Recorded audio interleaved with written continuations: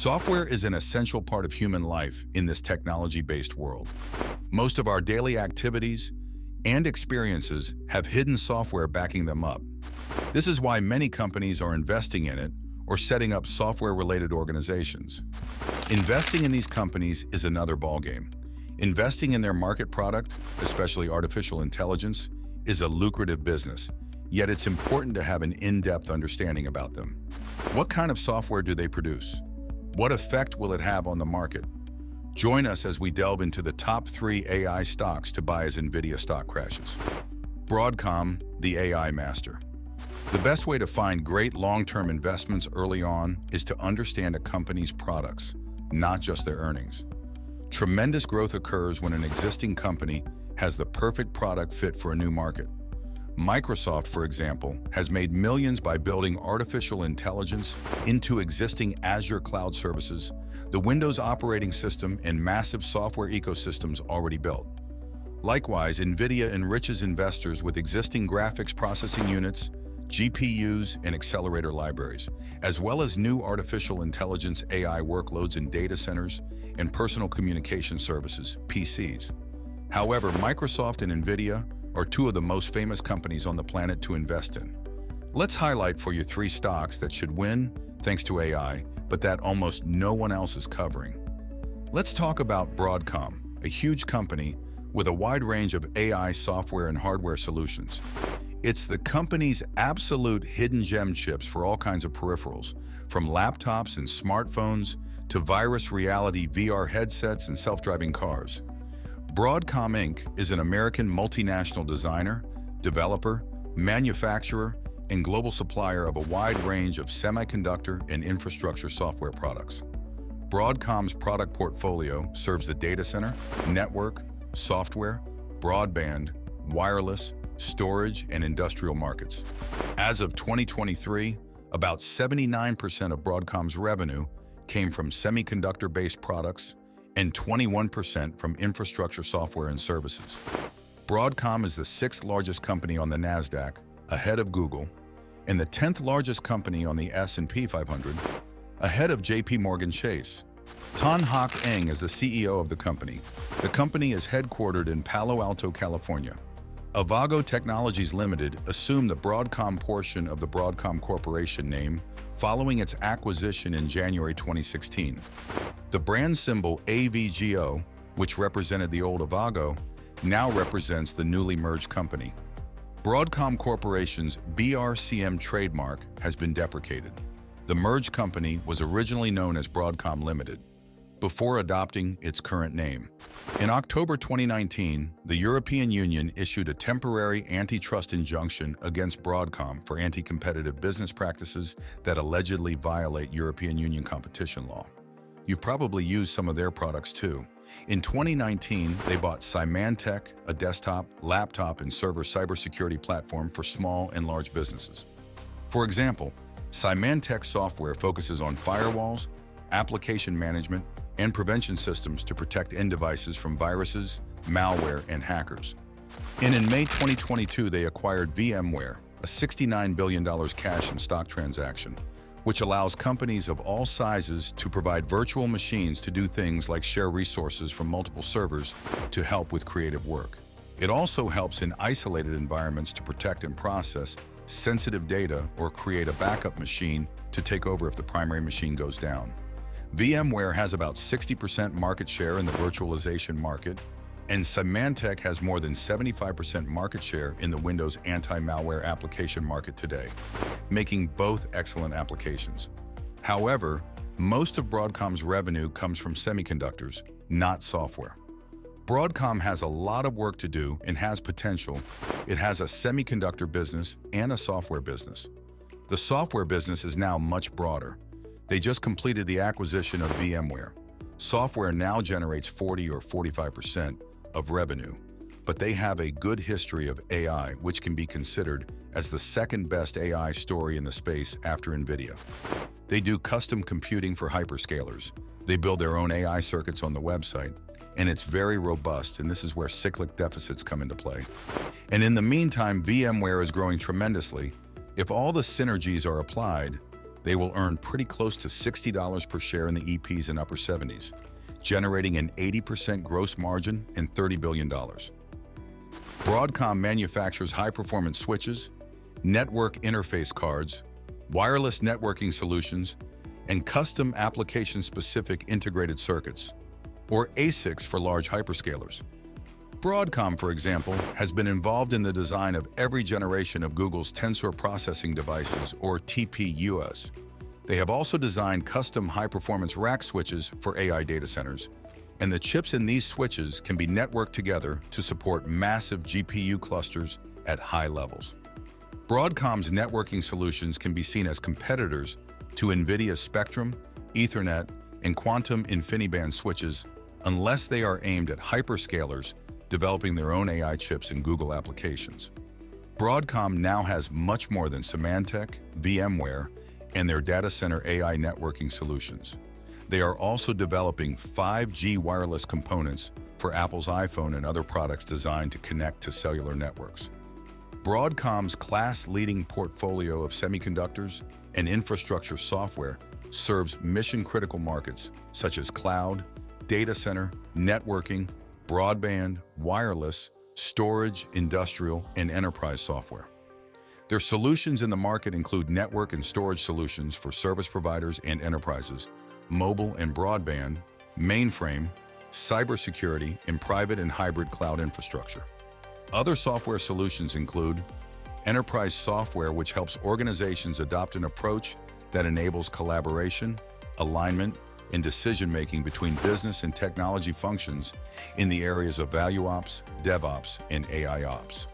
With Broadcom Wired Network, solutions meet critical technical challenges at different levels of network infrastructure with a versatile selection of innovative fiber optic and chip solutions. Server Center Broadcom storage solutions help maximize server speed and availability by providing core technologies that enable hyperscale data centers. Business protection from software to software, Broadcom's information security solutions protect data and digital infrastructure against a wide range of information security threats. The enterprise storage Broadcom's enterprise storage solutions provide the connectivity, scalability, performance, and manageability needed for data-intensive applications such as the web and cloud. Industry solutions. Broadcom helps many global industries adopt private and hybrid environments with greater choice and flexibility. Mainframe software solutions. Market-leading software solutions and partnership programs add value to critical computing infrastructure and drive business on the platform. In 2015, Broadcom bought a company called Avago Technologies for $17 billion in cash and $20 billion in stock, which makes radio and microwave components and ASICs equipment for everything from phones to enterprise networks. Avago acquired Broadcom for $37 billion in the largest semiconductor merger in history.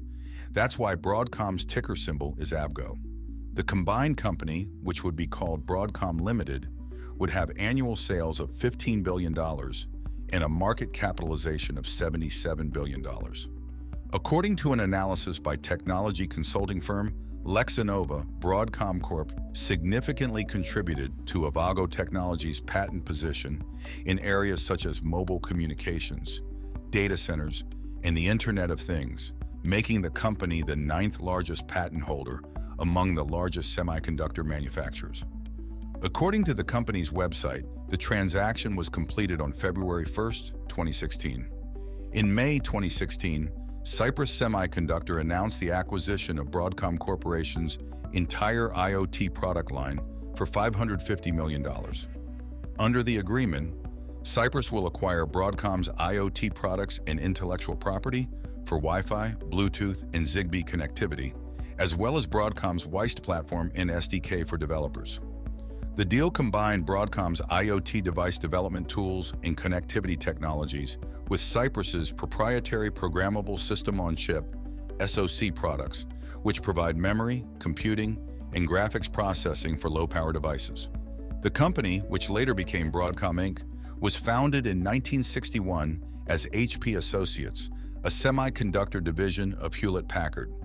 The division was removed from Hewlett-Packard in 1991 as part of the Agilent Technologies spin-off.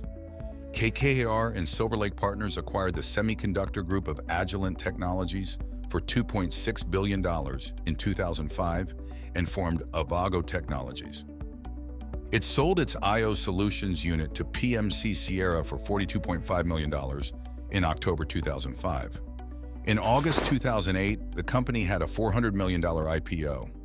In October 2008, Avago Technologies bought the bulk acoustic wave business of Munich-based Infineon Technologies for 21.5 million euros. On August 6, 2009, Avago Technologies was listed on NASDAQ under the symbol AVGO. In April 2013, Avago Technologies announced the purchase of SciOptics, a supplier of optical chips and components, for $400 million. The purpose of the acquisition was to expand Avago Technologies' fiber optic product line. In October 2013, Avago Technologies invested $5 million in power electronics technology provider Amantis as part of a strategic investment agreement between the two companies. Avago Technologies announced the acquisition of LSI Corporation in December 2013 for $6.6 billion. The acquisition helped Avago Technologies move away from specialty products into the more mainstream chip industry, particularly data center storage. The company sold its SSD controller business to Seagate Technology in May 2014. As of August 2014, the company was the 9th largest semiconductor company. Avago Technologies agreed to sell LSI's Axia networking business to Intel for $650 million. The company also agreed to buy integrated circuit designer PLX Technology for $309 million. In February 2015, it was announced that Avago Technologies Limited had reached an agreement to purchase Emulex Corporation in cash for $8 per share.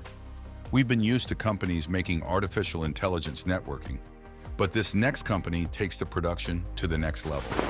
Poetry Technologies. Another company to cover is Poetry Technologies. Listed on the NASDAQ under the symbol POET, they took AI networking to the next level. When most investors think of networks, they think of copper wire, and for good reason.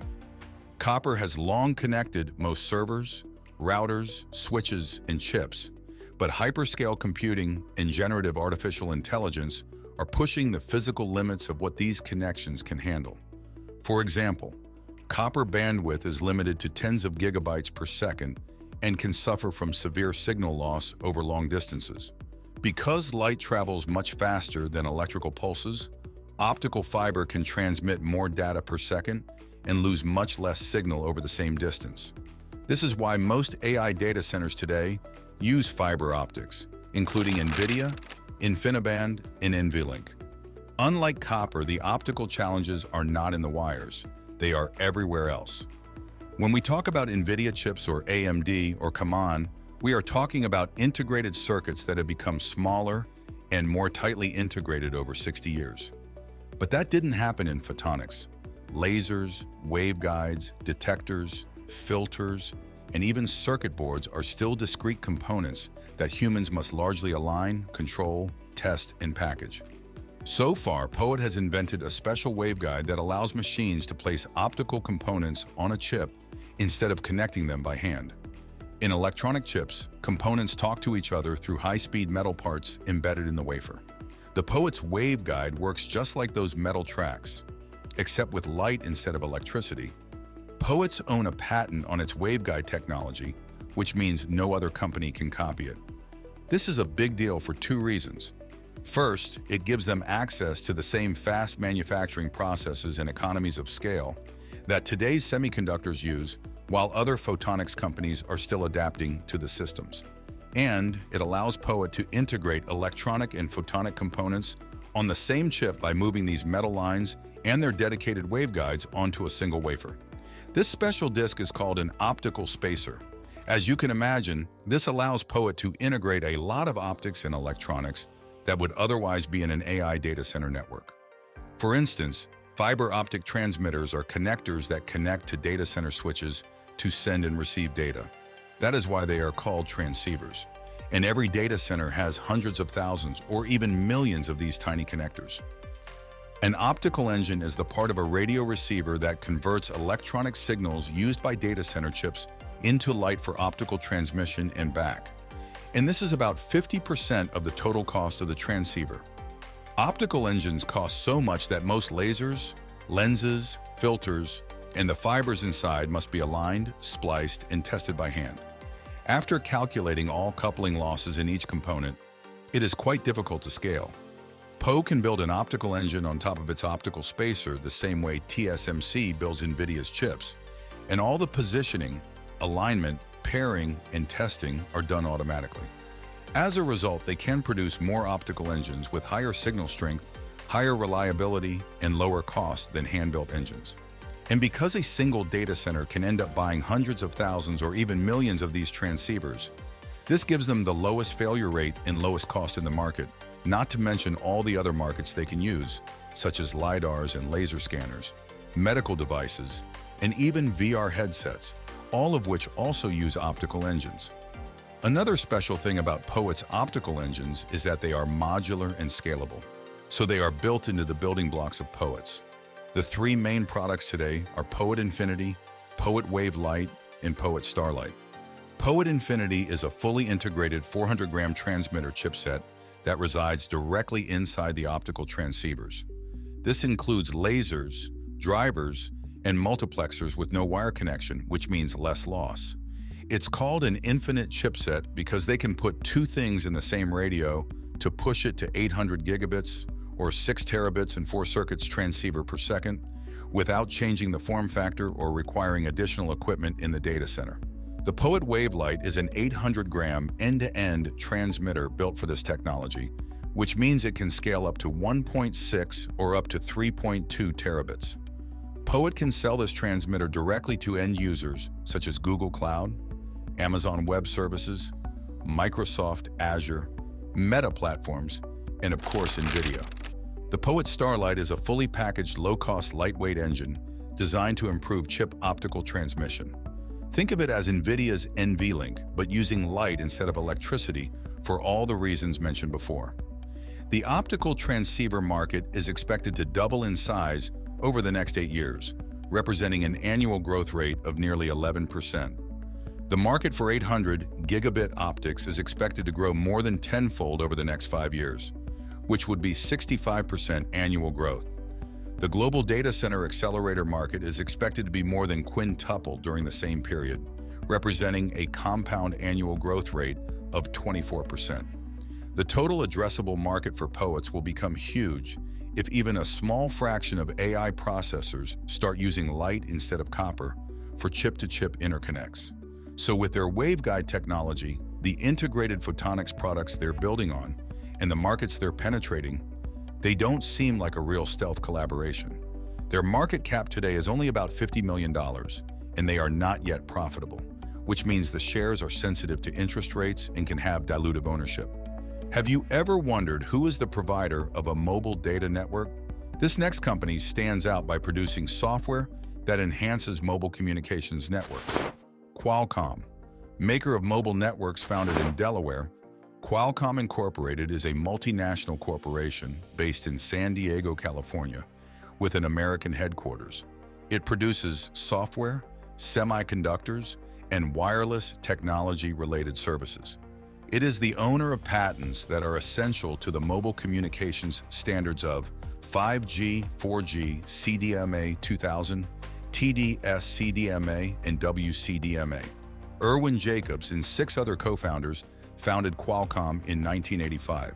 Early research in this CDMA wireless cellular technology was funded by the sale of Omnitrax, a two-way digital cellular communication system. After heated debate in the wireless industry, CDMA was adopted as the 2G standard in North America with Qualcomm patents. A series of legal disputes later arose over the price of licenses for the patents required by the standard. Over the years, Qualcomm expanded into selling semiconductors, mostly as a superior manufacturing model. He has also developed semiconductor components or software for vehicles, watches, laptops, Wi-Fi networks, smartphones, and other devices. Qualcomm acquired an email application called Eudora in 1991. By 1996, Eudora was installed on 63% of computers. Microsoft Outlook included Eudora because it was shipped free of charge on Windows-based machines. By 2003, Qualcomm's Eudora was the most popular alternative to Microsoft Outlook, but still only had a 5% market share. Eudora software development was completed in 2006. In 2001, Qualcomm launched Brew, a smartphone application development service with APIs to access phone contacts, billing, app stores, or multimedia. South Korean operator KT Freetel was the first to adopt the Brew system in November 2001, followed by Verizon in March 2002 for its Get It Now program. By the end of 2002, there were 2.5 million Brew users, and in 2003, 73 million. In 2004, Qualcomm created the MediaFellow subsidiary to market its FLO, forward link-only specification. Qualcomm built the $800 million MediaFellow mobile network to complement carrier networks with a multimedia network. Compared to cell towers that provide two-way communication to each cell phone, MediaFellow towers would deliver multimedia content to cell phones as a one-way broadcast. Qualcomm also sold FLO-based semiconductors and licenses. In July 2005, Qualcomm created the FLO Forum standardization group of 15 industry participants. Verizon was the first carrier to partner with MediaFellow in December 2005 on Verizon Wireless VCast TV, followed a few months later by mobile TV service AT&T. The MediaFellow service launched on Super Bowl Sunday in 2007. Despite interest in the service among operators, it was unpopular with consumers. The service required users to pay for a subscription and phones equipped with special semiconductors.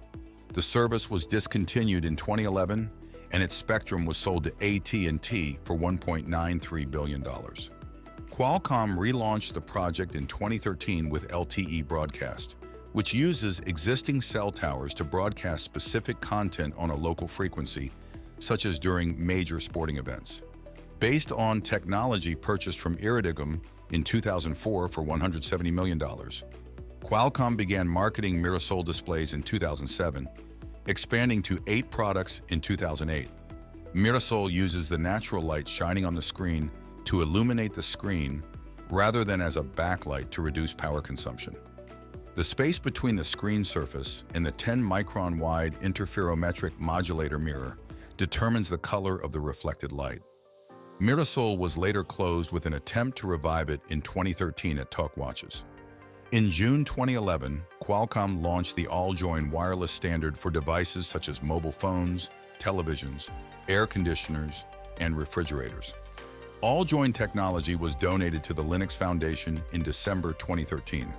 Qualcomm and the Linux Foundation later formed the All-Scene Alliance to manage the standard, and Qualcomm developed products using the all-join standard. In December 2011, Qualcomm established a healthcare subsidiary, Qualcomm Life. At the same time, the subsidiary launched a cloud-based clinical data management service called 2Net in the Qualcomm Life Fund, which invests in wireless health technology companies. The subsidiary doubled its workforce by acquiring the health IT company Healthy Circles Inc. the following May. Qualcomm Life was later sold to private equity firm Francisco Partners in 2019. This next organization designs applications programming interfaces for data science used in mobile computing. What else can they offer? Nvidia. Dominant supplier of AI's Nvidia Corporation is an American multinational business and technology company headquartered in Santa Clara, California, and incorporated in Delaware. It is a software and storyboard company that designs and supplies graphics processing units, GPUs, application programming, interfaces, APIs for data science and high-performance computing, and SoCs for the mobile computing and automotive markets. Nvidia is also a dominant supplier of artificial intelligence, AI hardware, and software. Nvidia's professional GPUs are used for edge-to-cloud computing, supercomputers, and workstations in applications such as architecture, engineering and construction, media and entertainment, automotive research, and manufacturing engineering. Its GeForce GPUs are aimed at the consumer market and are used for things like video processing, 3D rendering, and PC gaming.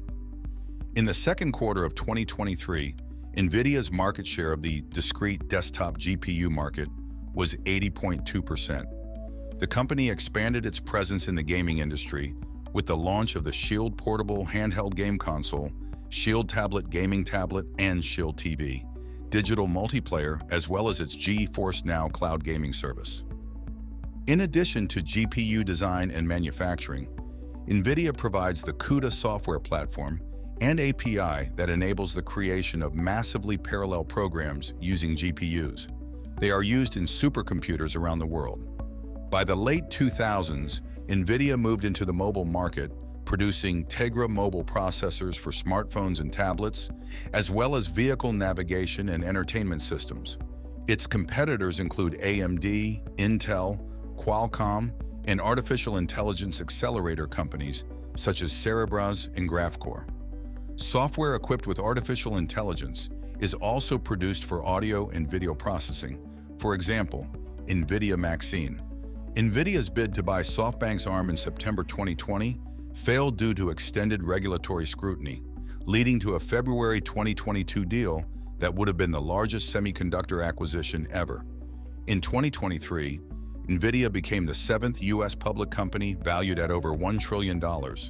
And as of March 2024, it is the 3rd U.S. publicly traded company behind Microsoft and Apple's market cap of $2.3 trillion. Nvidia's product families include graphics processing units, wireless communication devices, and automotive hardware and software, such as GeForce, consumer graphics processing products, such as Nvidia RTX, professional visual computer graphics processing products replacing GTX and Quadro, NVS, a multi-monitor enterprise graphics solution, Tegra, a chipset for mobile devices, a dedicated general-purpose GPU for advanced imaging applications in professional and scientific fields, Pagoda, a motherboard chipset designed by Nvidia for Intel microprocessors, Celeron, Penti, and Core 2, and AMD, Athlon, and Duron Nvidia Grid, Nvidia's suite of hardware and services for graphics virtualization. Nvidia Shield is a range of gaming hardware including Shield Portable, Shield Tablet, and most recently Shield Android TV Nvidia Drive, hardware and software products for autonomous vehicle designers and manufacturers. The Drive PX series is a high-performance computing platform for autonomous driving through deep learning, while DriveWorks is an operating system for driverless cars. Nvidia Bluefield, a line of computing devices originally derived from the acquisition of Mellanox Technologies and Nvidia's data center/server class processor, codenamed Nvidia Grace, was released in 2023. So far, we have talked about various companies known for creating software. Now let's talk about an astonishing artificial intelligence that works without the internet. AI that works with the internet. So far, we've covered AI data centers and networks. Next, let's talk about edge computing. Edge AI, sometimes called device AI, is on the rise. Edge AI is our laptops and phones, where we get powerful enough to run AI models locally. It should send work to servers in the cloud and wait for results. This means that AI at the edge works faster, is more secure, and works without the internet. For instance, the latest Samsung Galaxy S24 Ultra has great AI features like Circle for Search, where you can circle something on the screen and search or translate it later. It can automatically detect the language of both speakers and convert the conversation between them to text and back to speech. Or their AI-enhanced camera that combines optical and digital zoom up to a whopping 100 times zoom. Well, the Samsung Galaxy S24 Ultra is powered by Qualcomm's 8th generation Snapdragon triple processor. And it's not just about smartphones. Meta Quest 3 is powered by Qualcomm's 8th generation Snapdragon XR chips, which focus on using artificial intelligence to power graphics and perform advanced eye tracking and motion detection to create realism and immersion. Even that hot new AI pin works with Snapdragon chips, and Ray-Ban's Ray-Ban glasses use Qualcomm's Snapdragon AR chips to enable real-time photo, audio, video processing, and streaming in this small form factor. Qualcomm shares have taken a serious hit recently, up more than 40% in the past 6 months. And here's a fun fact. Broadcom tried to buy Qualcomm in 2017 for $130 billion, or $1.70 per share, which would have been a great acquisition because Qualcomm hasn't been around that long. In early 2018, President Trump signed an order suspending the contract because it could undermine the USS's leadership in mobile technology. That's how important Qualcomm is in the edge computing space. And speaking of acquisitions, Qualcomm acquired a company called Nvidia in 2021. Nvidia's founders own more than 100 patents in total, and all three are Apple's main architects. Today, they are all VVPs of Qualcomm and Qualcomm Design. The Snapdragon X Elite chip is based on Nvidia's design.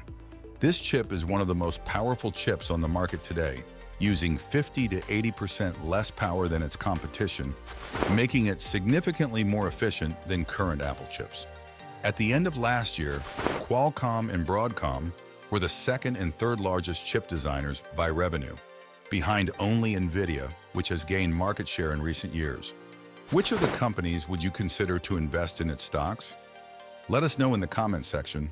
Also, like, share, and subscribe to the channel for more exciting stories.